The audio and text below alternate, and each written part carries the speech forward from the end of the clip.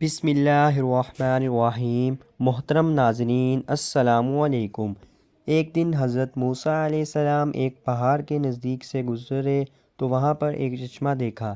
اس کے پانی سے وضو کیا اور پہاڑ پر جا کر عبادت خدا میں مشغول ہو گئے۔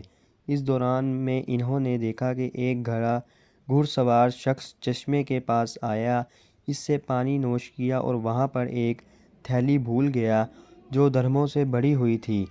اس کے چلے جانے کے بعد ایک گھڑیا آیا تاکہ اس چشمے سے پانی پیے۔ اس کی نگاہ درہموں کی اس تھیلی پر پڑی، اس نے وہ اٹھائی اور وہاں سے چلا گیا۔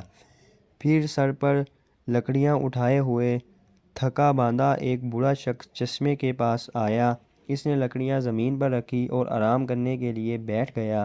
اس دوران میں وہی گھڑ سوار شخص اپنے درہموں کی تلاش میں چشمے پر آیا۔ جب اسے وہاں پر اپنی تھیلی نہ ملی تو وہ بوڑھے شخص کے پاس گیا جو وہاں پر سو رہا تھا۔ اسے کہا، میری درہموں کی تھیلی تم نے لی ہے کیونکہ تمہارے علاوہ یہاں اور کوئی بھی نہیں ہے۔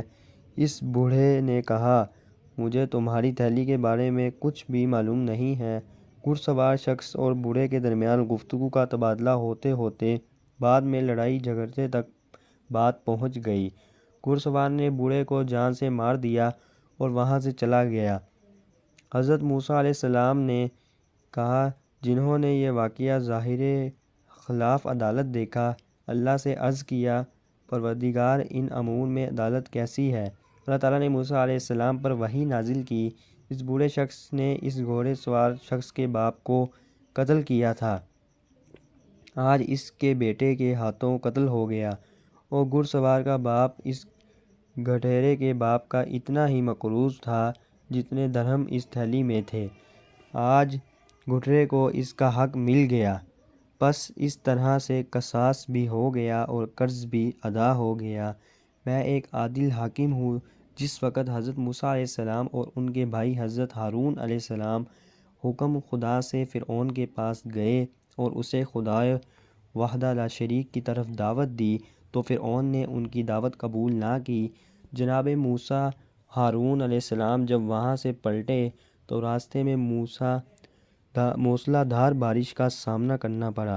مجبور ہو کر اپنی ماں کی رشتہ دار ایک بوڑھی عورت کے گھر اور رات وہاں پر بسر کی۔ اسی بوڑھی عورت نے دیکھا کہ موسیٰ اور ہارون علیہ السلام سو رہے ہیں اور فرعونی سپاہی انہیں پکڑنے کے لیے گھر کے قریب ہو رہے ہیں۔ وہ بوڑھی عورت ڈر گئی کہ فرعون کے درندہ سپاہی کہیں موسیٰ و ہارون علیہ السلام کو کوئی نقصان نہ پہنچائیں۔ اسی دوران میں اسے موسیٰ علیہ السلام اسودہ بن کر گھر سے باہر آیا اور فرعونی سپاہیوں کے ساتھ جنگ کرتے ہوئے ان کے ساتھ سپاہیوں کو موت کے گھاٹ اتارنے کے بعد گھر پلٹ آیا۔